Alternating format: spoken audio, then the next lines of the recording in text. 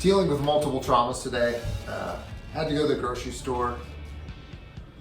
So shopping, I mean, that's self-explanatory. Couple that with the disappointment of you go to the store and they don't have your favorite cookies. Pepperidge Farm Brussels, favorite cookie I like to have in my lunch. I really need to learn how to make those. Probably not that hard. Don't come at me with milanos, like those are gross. Going to another store, not an option. Once I commit to a store, if they don't have it, I just go without. So shopping, disappointment, and then just, this says a lot more about me, but just the disdain I start to feel for people makes me start to feel bad, because it's like, oh dude, you're the problem. Those people are just trying to shop. I'm way too easily annoyed, but that's a little too inside.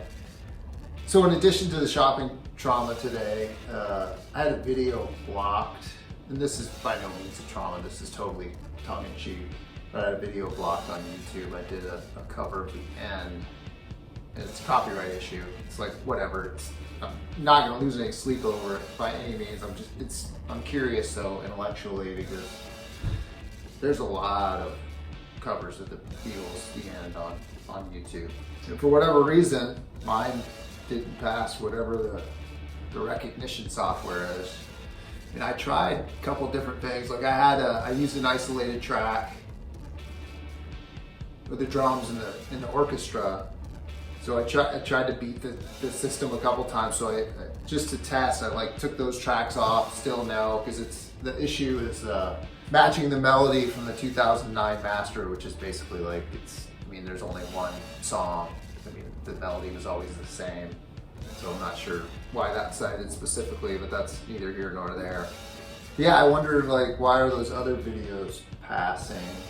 And I will say, and I was able to get this video on Instagram, which is interesting too. It's like, why is it okay on that one? But I mean, obviously it's two different platforms, two different companies, two different policies probably, but I will say that, I mean, I have a decent Fender amp. The Beatles used Fender amps to record that song, I believe.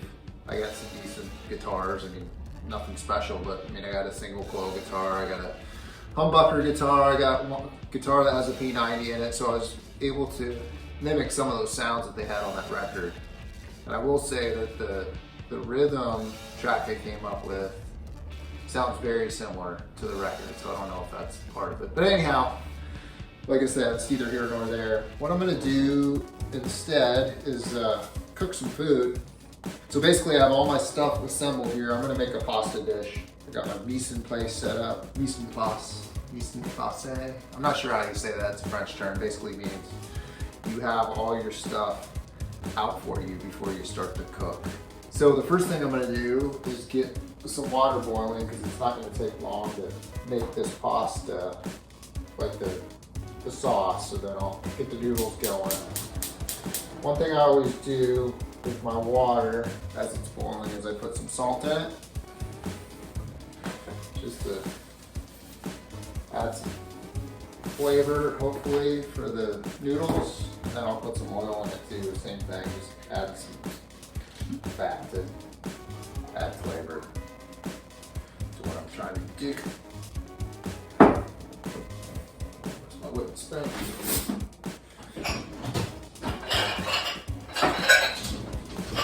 Spoon. Stir that around a little bit. And then when I'm boiling water, if I have a lid that'll fit the pot that I'm using, I always put a lid on it just so it'll start boiling faster. Next thing I'm going to do is start chopping up some of my stuff that I'm going to put in the sauce. Got some onion here. As far as chopping, you know, I don't have too much to tell you other than, I mean, I definitely have views on shopping and how you should do it, but whatever works, basically. The only advice I would give you is, because you are cooking this, however you decide to chop it, just try to be somewhat consistent with the size of your, whatever you're chopping, so that it'll cook evenly. And by cook evenly, I mean, you know, it all cooks at about the same rate. However you chop it, just have everything be about the same thickness. It's pretty easy with onion, because it's, as they say, peeling back the onion, there's a lot of layers, and the layers are already pretty much all the same depth. These are pickled carrots. I mean, it might seem weird to put carrots in your pasta dish, but these are pickled, so I mean, just the being in that brine, and they have a little bit of spice in them, like heat. Put some peppers in here, so it adds a lot of flavor.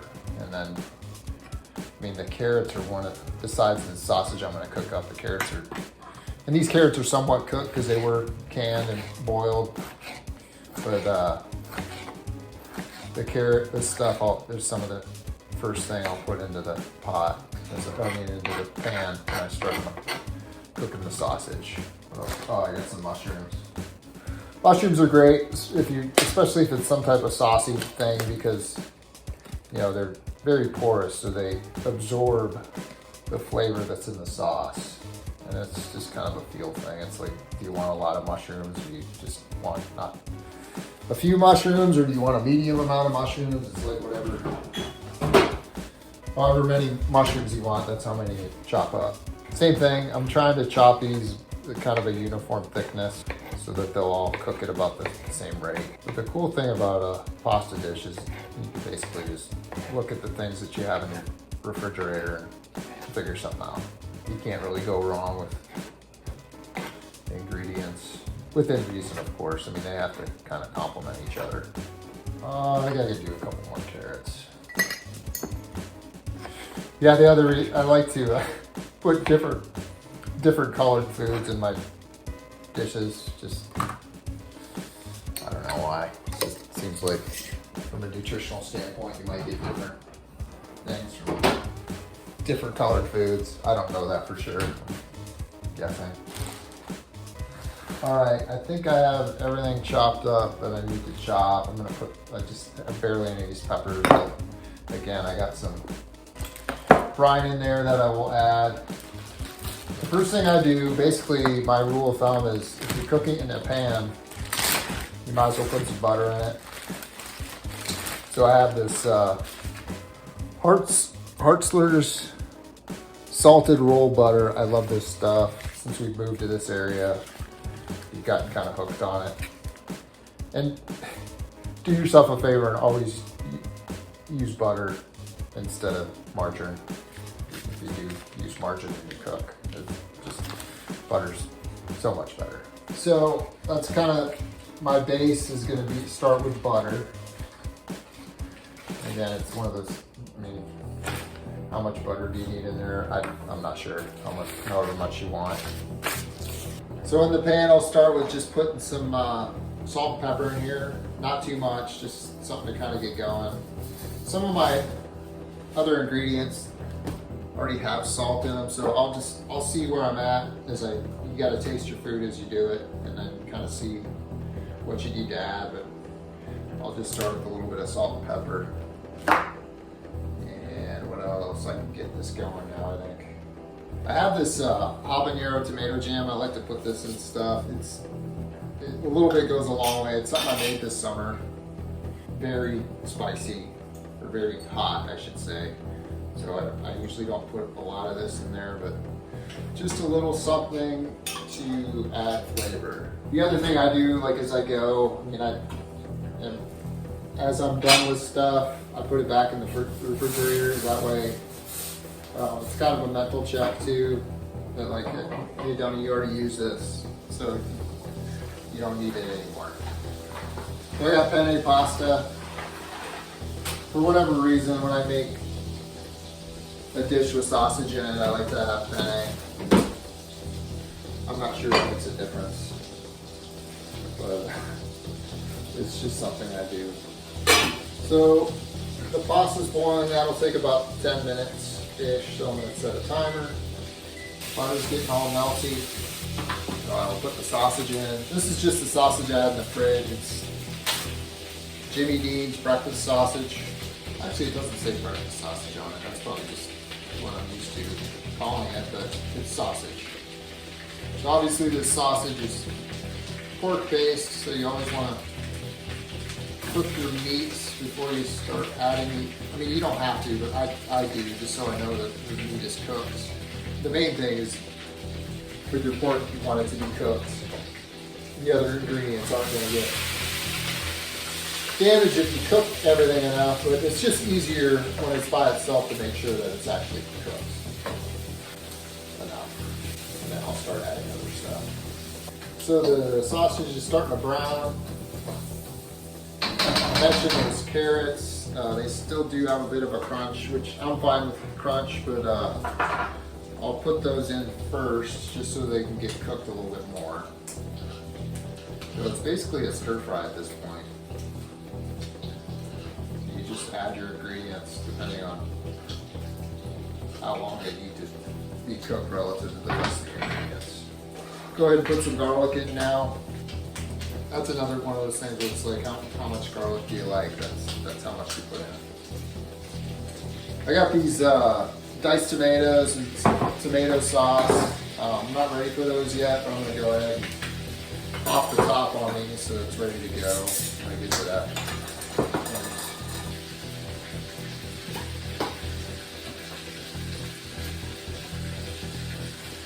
With the tomatoes, there's a bunch of water in here. Some of it drained out water, some of the sauce doesn't get too right. So these tomatoes come from my garden.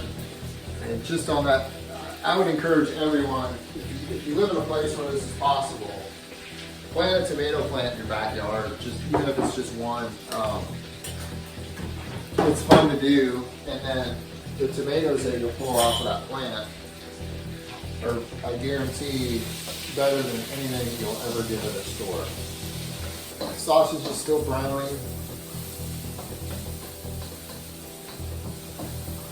So this meal is great because I'll be able to eat on this for like 2 days. I eat about 1.5 times a day. A lot of times when I'm at work, I'll usually eat twice a day because I'll eat lunch and then I'll eat dinner when I get home. But when I'm just kind of chilling at home, a lot of times I'll eat like one meal and then I might eat like a snack or something. Right, let's get those. Go ahead and put the onions in.